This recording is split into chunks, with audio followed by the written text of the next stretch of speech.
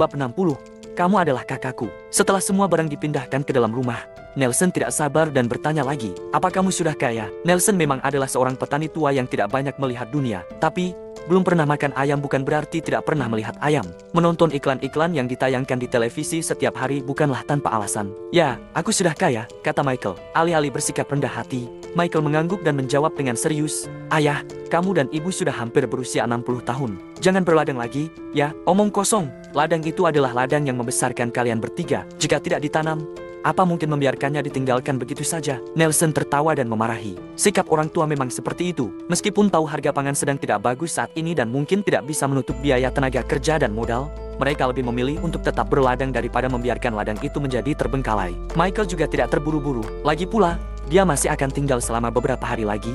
Masih ada banyak waktu untuk membujuk mereka. Saat ini, Charlotte ditarik Yulia untuk duduk di atas ranjang bata. Orang di utara menyukai ranjang bata semacam ini. Meskipun terasa keras, tetapi sangat nyaman ketika kayu bakar ditambahkan ke tungku saat musim hujan. Charlotte, kalian baru saja sampai. Kalian pasti belum makan, kan? Kalian mau makan apa? Beritahu ibu. Ibu akan membuatnya untuk kalian. Yulia berkata dengan gembira. Bu, aku ingin makan roti kukus gulung buatan ibu, kata Charlotte sambil memegang perutnya. Charlotte bertingkah seperti anak kecil di depan Yulia dan Nelson. Charlotte bukan orang dengan pikiran sempit. Dia tahu betul, karena dia telah memilih untuk kembali, dia tidak perlu terus mengambil hati atas masalah beberapa tahun terakhir. Dia juga tidak ingin membuat Nelson dan Yulia khawatir dan cemas karena masalah itu. Tidak peduli seberapa bajingan Michael dulu, itu tidak ada hubungannya dengan kedua orang tua ini. Mereka adalah orang baik. Roti kukus gulung, ya, baik, ibu akan membuat adonannya. Ibu buatkan untukmu, kata Yulia. Kedua mata Yulia memerah lagi. Ketika Yulia berbalik, Charlotte melihat uban yang seharusnya belum muncul di usianya. Charlotte seketika merasa memberitahu kedua orang tua ini mengenai perceraiannya benar-benar telah menyakiti mereka. Charlotte duduk di atas ranjang bata dan menonton TV. Nelson dan Michael duduk di samping meja teh sambil minum teh.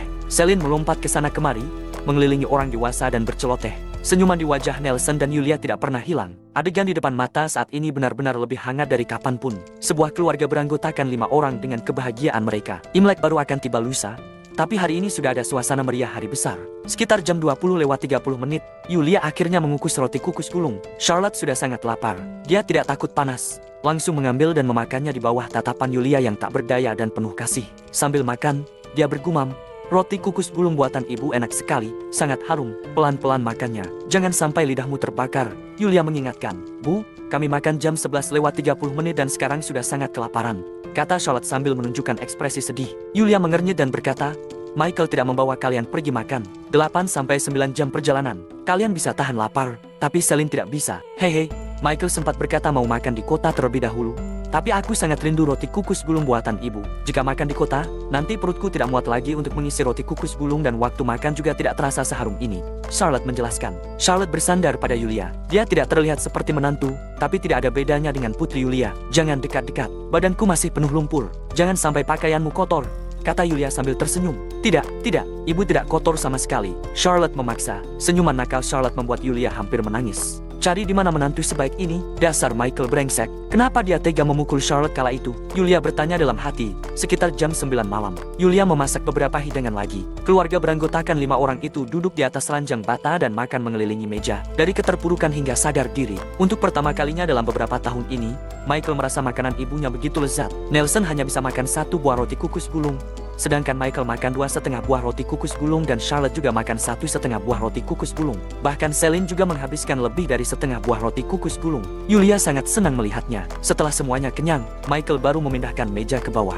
Yulia hendak mencuci piring tetapi Charlotte bersikeras melakukannya. Charlotte mengatakan Yulia sudah lelah bekerja sepanjang hari dan perlu beristirahat dengan baik. Yulia tidak punya pilihan selain memomong Celine lebih dulu. Michael yang berdiri di samping, ragu-ragu untuk sementara waktu. Apun bertanya, ayah, ibu, lusa sudah Imlek. Apa Kenny dan Julie tidak pulang? Aku sudah telepon mereka. Julie bilang, dia akan pulang, tapi pabriknya terlambat libur. Dia baru akan sampai besok sore. Nelson menambahkan, Kenny awalnya bilang tidak akan pulang, tapi dia pasti akan pulang setelah tahu kamu dan Charlotte pulang, atau kamu telepon dia saja. Charlotte sudah menelponnya, tapi nomornya yang dulu sudah tidak aktif, Michael berkata sambil menunduk. Nelson dan Yulia saling memandang. Tanpa pikir panjang, Nelson berkata, kalau begitu, aku telepon dia. Dia seharusnya belum tidur sekarang. Kamu yang bicara dengannya. Baik, Michael mengangguk. Setelah beberapa saat, panggilannya terhubung. Ayah, suara lelah Kenny terdengar dari ujung ponsel. Kenny, ini aku. kata Michael. Kenny tertegun sesaat sebelum mengajukan serangkaian pertanyaan. Kakak, kamu pulang? Apa kamu merayakan hari besar di rumah? Mendengar suara antusias Kenny, rasa sedih menyelimuti hati Michael. Bibir Michael bergetar dan berkata, Kenny, kamu sungguh bodoh, aku bahkan sudah menghabiskan mas kawinmu. Apa kamu tidak membenciku sama sekali? Mendengar ini, Nelson dan Yulia terdiam. Charlotte, yang sedang membersihkan piring, juga berhenti. Kenny tertawa lepas dan berkata, untuk apa aku membencimu? Kamu adalah kakakku. Kamu adalah kakakku. Kalimat sederhana ini membuat Michael merasa sesak dan dia tidak tahan lagi. Air matanya mengalir. Michael berlari ke halaman dan memukul tanah dengan keras. Dia benci dirinya yang menyerah atas dirinya sendiri.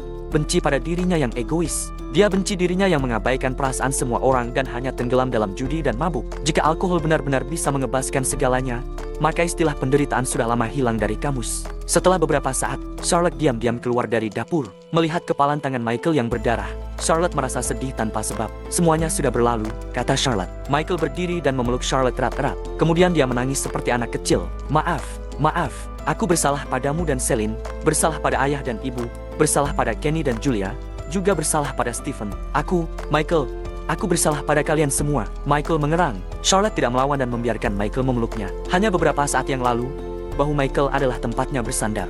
Dan sekarang, dia telah menjadi pelabuhan terhangat bagi Michael.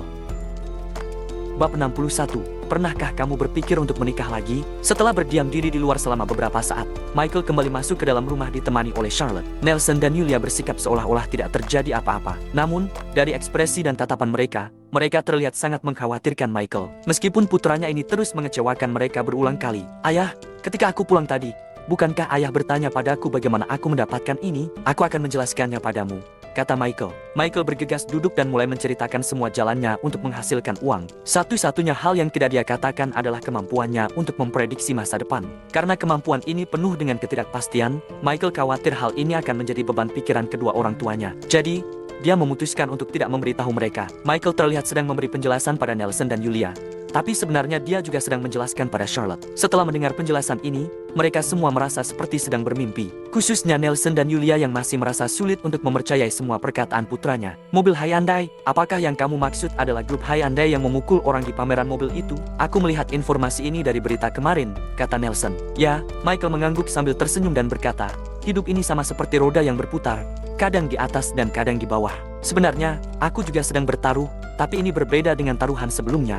Untungnya, kali ini aku bertaruh dengan benar. Charlotte hanya menatap Michael dengan tatapan yang tenang. Berdasarkan pemahamannya tentang Michael, dia selalu merasa ragu pada apa yang dikatakannya. Baik itu hunian Gordon ataupun perihal saham, Michael selalu bertaruh. Semua taruhannya juga tidak pernah salah. Misalnya seperti harga rumah di hunian Gordon yang tiba-tiba meroket, insiden pemukulan grup Hyundai, dan sebagainya. Bagaimana mungkin Michael memiliki keberuntungan sebaik ini? Sebaliknya, Nelson dan Yulia tidak merasa terlalu ragu, karena mereka tidak tahu banyak tentang properti atau saham. Mereka merasa kalau Michael telah banyak belajar dan tahu akan banyak hal. Jadi, bukan masalah besar jika Michael pergi bertaruh. Berapa banyak keuntungan yang kamu dapatkan dari permainan saham kali ini? Tanya Nelson. Kurang dari 6 triliun, jawab Michael. Michael tidak ingin menyembunyikan apapun dari orang tuanya. Sejak dulu, harapan kedua orang tuanya padanya sangatlah tinggi. Berapa? Nelson membelalakkan matanya. Yulia yang sedang berjalan ke arah dapur juga hampir menabrak dinding.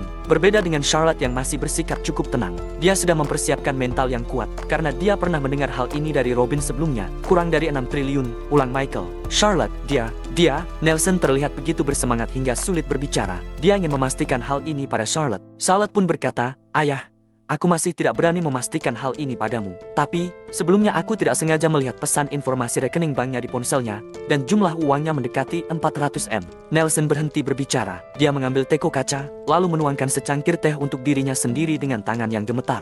Ayah, percayalah padaku.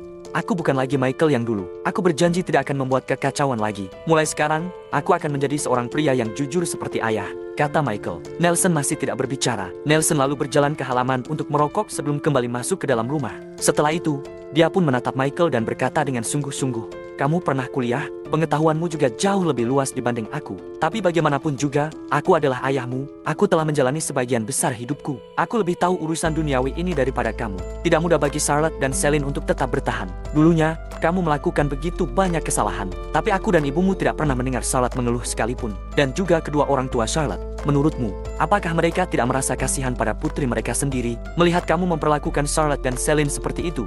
Mereka juga tidak pernah datang untuk mempermasalahkan hal ini. Aku tidak peduli seberapa banyak uang yang bisa kamu dapatkan sekarang. Aku tetap berpegang teguh pada perkataanku sendiri.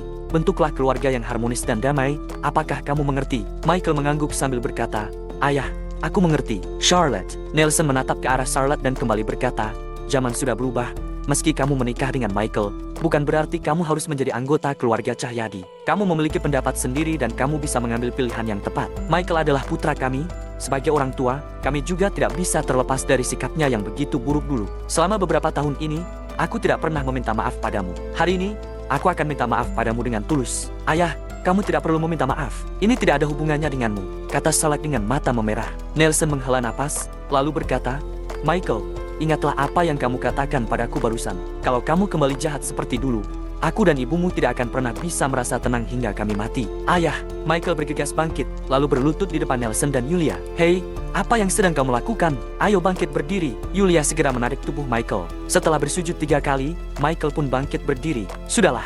Tidak ada gunanya kamu melakukan ini." Nelson lalu berjalan dengan kedua tangan di punggungnya, sambil berkata, "Ini adalah pertama kalinya putra sulungku pulang dan dia membelikan begitu banyak barang untukku. Aku masih belum sempat melihatnya. Apa-apa saja yang kamu beli ini?" Mendengar perkataan Nelson, Yulia dan Charlotte tidak bisa menahan tawa. Suasana yang menegangkan dan menyentuh barusan seketika menghilang. "Rokok filter surya eksklusif. Cek, ini adalah rokok yang sangat bagus. Apa ini? Teh? Hei bocah brengsek. Kamu yakin tidak membodohiku dengan barang palsu, kan? Berita di televisi menginformasikan bahwa satu kotak teh ini berharga puluhan juta. Di sini ada 20 kotak. Mendengar perkataan-perkataan Nelson yang penuh akan rasa kaget, Michael hanya tersenyum tak berdaya. "Ayah, kalau dilihat dari martabatmu, apakah aku berani membodohi kamu dengan barang palsu? Hei, beraninya kamu menentang perkataanku? Ngomong-ngomong, harga mutai ini sangatlah mahal. Kenapa kamu membeli begitu banyak? Charlotte, kamu juga sama. Kenapa kamu tidak melarangnya? Alangkah baiknya kalau Michael bisa menyimpan uang ini untuk kamu dan Celine," keluh Nelson. Suasana hati Charlotte sudah membaik sekarang. Dia pun tersenyum sambil berkata, "Ayah, kamu tidak perlu mengkhawatirkan hal ini. Putramu ini sudah sangat hebat sekarang. Dia bahkan mengenal banyak orang-orang penting. Semua barang ini adalah pemberian mereka. Michael sama sekali tidak mengeluarkan uangnya sendiri. Orang-orang penting itu bahkan merasa ini semua tidak cukup. Kalau bukan karena kami harus pulang dengan pesawat dan sulit untuk membawanya, mereka mungkin akan membeli lebih banyak lagi. Jangan omong kosong. Bagaimana mungkin ada orang yang begitu royal? 20 kotak teh hijau ini sudah seharga ratusan juta. Belum lagi kopi luwak, daging sapi Kobe dan sebagainya. Jangan mengira aku tidak tahu harga daging sapi Kobe ini mencapai puluhan juta rupiah," kata Nelson dengan tidak percaya. Charlotte tidak menjelaskan lebih lanjut, tapi berkata, Baik, anggap saja ini pemberian Michael. Lagi pula dia akan segera mendapatkan uang triliunan rupiah. Menghabiskan uang 800 juta bukanlah masalah baginya, kan?